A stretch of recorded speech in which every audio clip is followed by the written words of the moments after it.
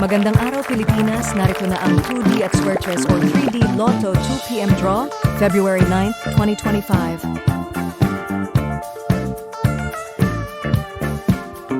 Ito ang resulta ng 2D Lotto. 19, 5, in exact order. 2D prizes para sa straight, 4,000 pesos para sa rumble, 2,000 pesos.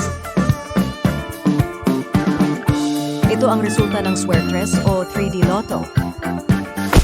4, 6, 3, in exact order. 3D prizes para sa straight 4,500 pesos, para sa rumble 3, 1,500 pesos, at sa rumble 6, 750 pesos. Kung ikaw ang maswerteng mananalo sa 2D or 3D, may plano ka na ba kung paano gagamitin ang pera? Please share your ideas sa comment section para maging gabay at inspirasyon sa iba.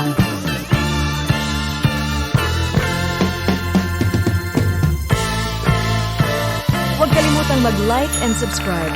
Magandang hapon at maraming salamat Pilipinas.